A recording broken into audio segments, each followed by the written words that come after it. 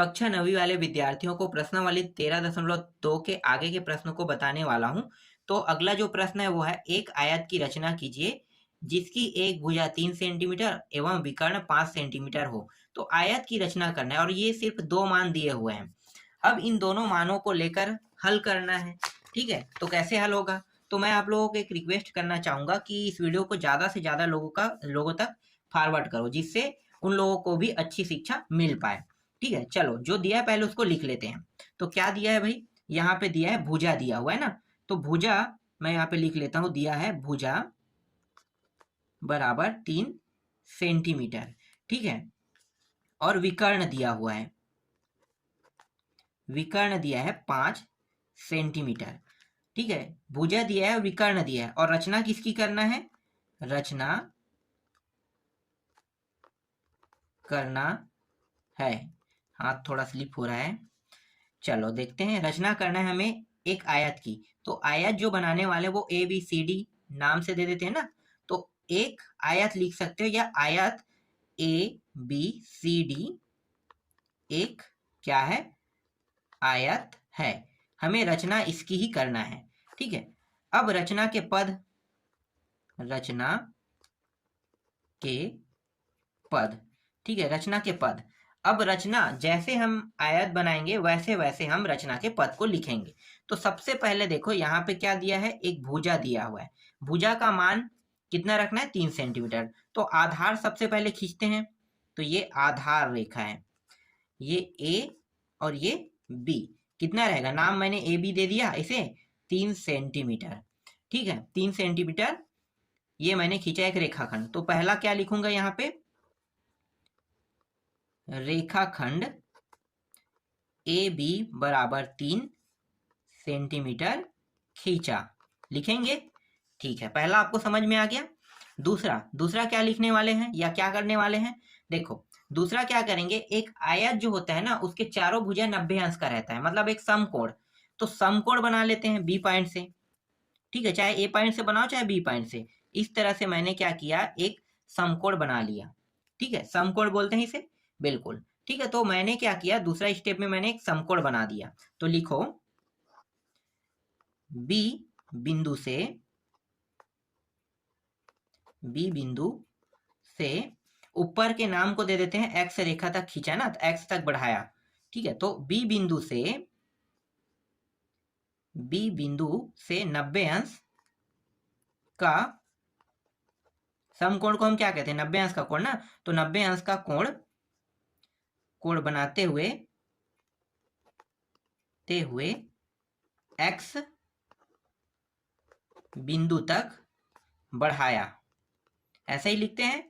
ठीक है, देखो 90 अंश का कोण बन गया, ये 90 अंश का कोण है, या समकोण भी कहते हैं। 90 अंश का कोण बनाते हुए ये जो एक्स बिंदु है उस तक के बढ़ा लेते हैं। ठीक है, अब क्या करेंगे, ये जो ए बिंदु है ना इससे चाप काटेंगे। कितना चाप काटेंगे? तो ये बताएगा विकर्ण। विकर्ण जो होता है वो चाप को ही कहते हैं। ठीक है, तो विकर्ण है 5 सेंटीमीटर का विकर्ण। तो यहां से मैंने चाप काटा तो यहाँ पे आ गया। ठीक है, चाप जो है यहाँ पे कटा, इस रेखा पर, बी एक्स रेखा पर ए बिंदु से चाप काटा। तो चाप काटने पर ये जगह प्राप्त हुआ, तो इसको नाम दे देते हैं सी। ठीक है, अब इसे कैसे लिखोगे? तो तीसरा पॉइंट आपका रहेगा, बिंदु ए से बी एक्स रेखा पर चाप, बी एक्स रेखा पर कितना सेंटीमीटर का चाप? 5 ना, 5 सेंटीमीटर, 5 सेंटीमीटर का चाप काटा, जिससे सी बिंदु प्राप्त हुआ। ठीक है, सी बिंदु क्या हो गया? प्राप्त हुआ। तो चाप को अब मिला लेते हैं। ठीक है, इसके बाद ए और सी को मिलाया लिखो। चौथा पॉइंट यहाँ पे नाम दो, ए सी को मिलाया, इस तरह से। क्योंकि विकर्ण बोला था ना, तो हम विकर्ण को मिला लेते हैं। इस तरह से विकर्ण को मैंने मिला लिया। ठीक है, एक ही विकर्ण की बात किया है ना। अब आगे बनाएंगे। तो आगे बनाने के लिए 2 तरीके हैं हमारे पास। पहला क्या है?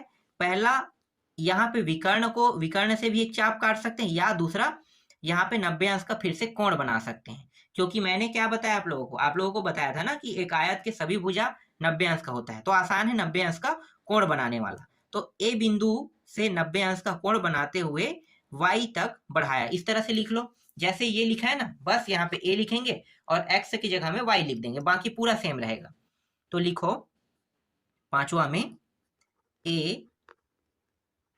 बिंदु से 90 अंश का कोण बनाते हुए y बिंदु तक बढ़ाया, ठीक है, y बिंदु तक बढ़ाया। तो यहाँ पे इस तरह से 90 अंश का कोण ऊपर की ओर जाएगा, इस तरह से ये रहा 90 अंश का, यहाँ भी कोण प्राप्त हो गए, ये रहा 90 अंश का कोण यहाँ भी, और इसे कहाँ तक बढ़ा दिया, y तक की, ये रहा y तक मैंने बढ़ा दिया। ठीक है, यहाँ तक समझ में आ गया। ठीक है, मैंने क्या बताया था, दो कंडीशन था। अब इसमें हम यहाँ पे चाप काट सकते हैं 5 सेंटीमीटर का, तो यहाँ पे कहीं पे आएगा, या दूसरा तरीका क्या है कि यहाँ से यहाँ पे भी चाप काट सकते हैं। कितने का चाप काटेंगे, तो ये नीचे डिसाइड करेगा 3 सेंटीमीटर, तो 3 सेंटीमीटर का मैं चाप काट लेता हूँ।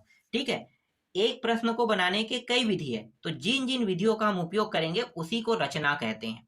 ठीक है, हो सकता है आपके गाइड में दूसरे तरीके से सॉल्यूशन दिया हो और मैं दूसरे तरीके से दे रहा हूं, तो इसका मतलब ये नहीं कि मेरा तरीका गलत है।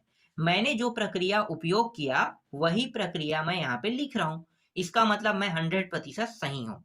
ठीक है, कोई भी आप इसे गलत नहीं कह सकते कि आप जो बता रहे हैं वो गलत है कह के। ठीक है, ये सही है 100%। जो मैं कर रहा हूँ उसको मैं लिख रहा हूँ, इसीलिए तो आप लोगों को बता रहा हूँ ना कि रचना हम उसे कहते हैं जो हम करते हैं उसको लिखना रचना कहलाता है। तो मैं अब क्या करूंगा, दोनों में से मैं विधि यूज करूंगा, यहाँ से चाप काटूंगा 3 सेंटीमीटर का, यहाँ से मैंने चाप काट दिया यहाँ पे 3 सेंटीमीटर का।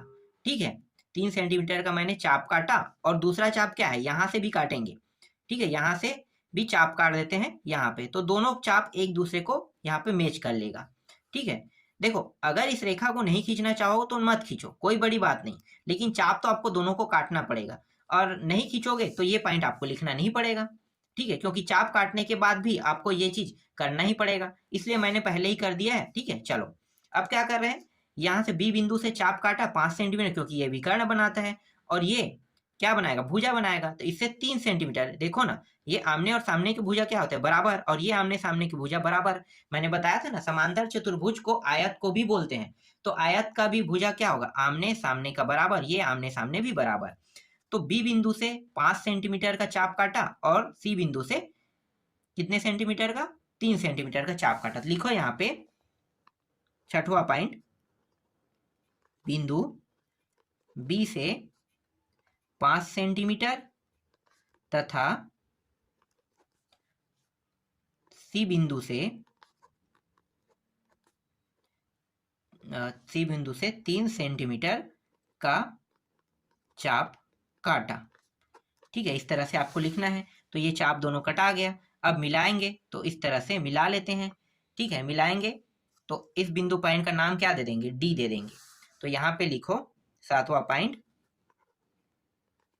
बिंदु बी नहीं क्या है, सी डी है ना, सी डी को मिलाया, लिखो सी डी को मिलाया। ठीक है, नाम मैंने डी दिया, क्या नहीं दिया है ना, तो 3 से चाप काटा, जिससे यहाँ पे लिख लेते हैं, जिससे डी प्राप्त हुआ, सिर्फ इतना लिख लो, डी प्राप्त हुआ, और सी डी को मिला लिया। ठीक है, तो जब इस तरह से सभी मिल जाने के बाद देखो ए बी सी डी क्या प्राप्त हुआ, एक आयत। तो 8वां पॉइंट में लिखो ए बी सी डी एक आयत प्राप्त हुआ। देखो कितना आसान था, ए बी सी डी एक आयत प्राप्त हुआ, इस तरह से। ये वाला पॉइंट अब गायब भी करना चाहो तो कर सकते हो, 5वां पॉइंट को। ठीक है, इसकी वैल्यू एकदम 0 के बतौर है, नहीं बनाओगे तो भी कोई दिक्कत नहीं है, मतलब इसे नहीं लिखोगे तो भी कोई दिक्कत नहीं है। ठीक है, क्योंकि यहाँ पे 8 पॉइंट में हुए हैं, 6 से 7 पॉइंट में कंप्लीट हो जाता। ठीक, लेकिन ये सबसे आसान तरीका है, मैं जो बता रहा हूँ आपको, अगर आप इस तरह से बनाओगे ना तो आसानी से हर प्रश्न को बना पाओगे। आगे देखते हैं। ठीक है, ये वाला प्रश्न देखो, एक समचतुर्भुज की रचना कीजिए जिसके दो विकर्ण क्रमशः 4.5 और 6 सेंटीमीटर। मतलब विकर्ण से हमें क्या बनाना है, एक समचतुर्भुज की रचना करना है। देखो कैसे करोगे, बहुत आसान है।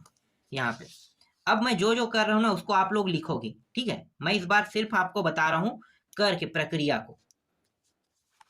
तो चलो सबसे पहले मैं क्या करूंगा, जो दिया है ना, चलो थोड़ा सा लिख लेता हूं, क्योंकि आप लोग फिर कंफ्यूजन पैदा करोगे कि क्या हो रहा है, ठीक है। तो दिया है, कम से कम लिख लेते हैं। दिया है, किसकी रचना करना है, समचतुर्भुज। दिया है ए बी सी डी, क्या है, एक समचतुर्भुज है। सम, एक सेकंड इसे काटो, सम चतुर्भुज है, ठीक है, समचतुर्भुज है। और क्या दिया हुआ है, और दिया हुआ है ए बी बराबर, मैं इसे बी मान लेता हूं, 4.5 सेंटीमीटर मान लेता हूं, ठीक है। ये विकर्ण है ना, 4.5 सेंटीमीटर विकर्ण, तथा दूसरा जो विकर्ण है वो है 6 सेंटीमीटर। इसका कोई नाम नहीं देते, सिर्फ 6 सेंटीमीटर लिख लेते हैं।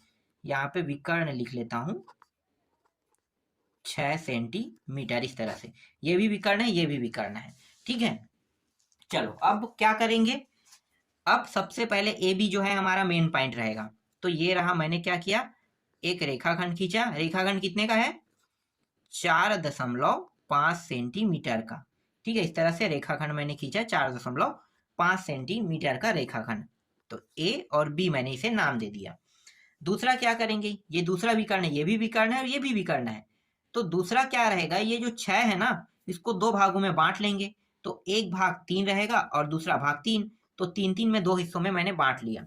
तो क्या करेंगे कि यहां से ना 20 से सेंटर बिंदु से, इसके मध्य बिंदु से 4.5 के मध्य बिंदु से 3 सेंटीमीटर का ऊपर की ओर चाप काटते हैं यहाँ पे।